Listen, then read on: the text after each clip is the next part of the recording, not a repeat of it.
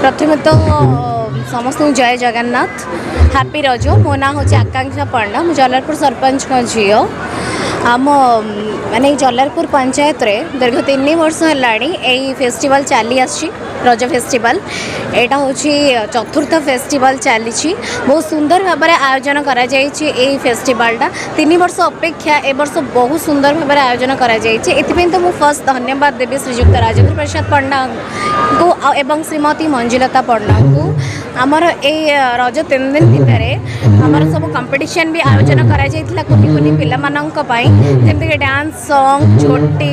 मेहंदी पुची music chair सब माने कंपटीशन आयोजन करा कुनि कुनि पिला माने भी खूब सुंदर भाव में परफॉर्मेंस करथिले जेमति मो ग्रुप पे डांस करबा को आस्थिला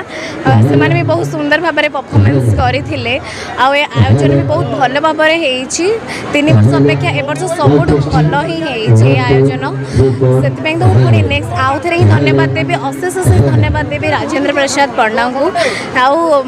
रजर स्पेशल जिनस हूँ झील मान कि दोली पान आ पोड़पिठा जोटा कि सेटा खास कर आयोजन कर झील पाई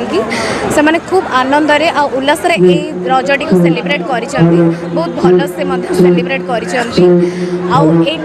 फेस्टिवल को बहुत सारा लोक मैंने प्रति वर्ष अपेक्षा ए वर्ष बहुत लोक आसछंती जोग देइछंती एंजॉय करछंती आम सहित नाचिछंती झुमिछंती सेतिपाई कि तांको मध्य मोर धन्यवाद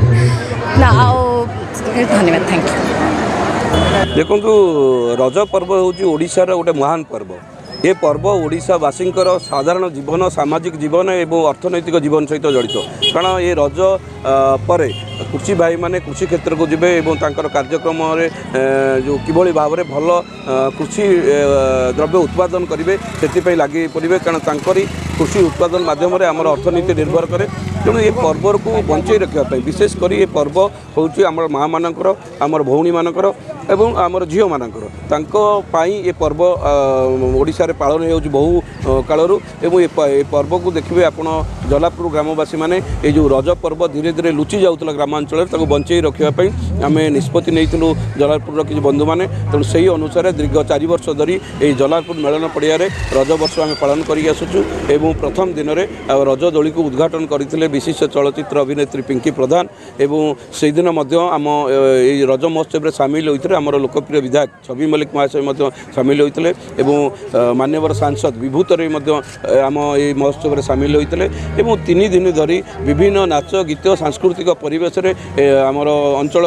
माँ भौणी एवं पिला माने बहु आनंदर उल्लासर सहित उपभोग करके आज होता शेष दिवस आम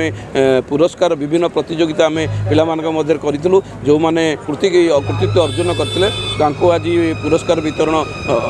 माध्यम पुरस्कार प्रदान करूँ। आज आमर मुख्य अतिथि भाव जोग देते राज्य बीजेपी ओबीसी मोर्चार सुरत विश्वाल। तेणु आज शेष दिन में आपड़ देखूँ कौभली भाव में ये ग्रामांचल लोक मैंने किभली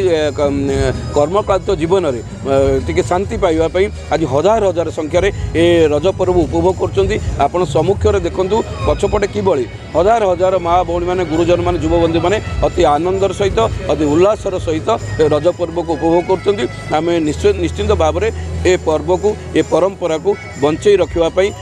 जो भाव में गत 4 वर्ष धरी आम पालन करूँ आग को भल रूप से उच्च कोटर भाव में ये रज पर्व को पालन करूँ।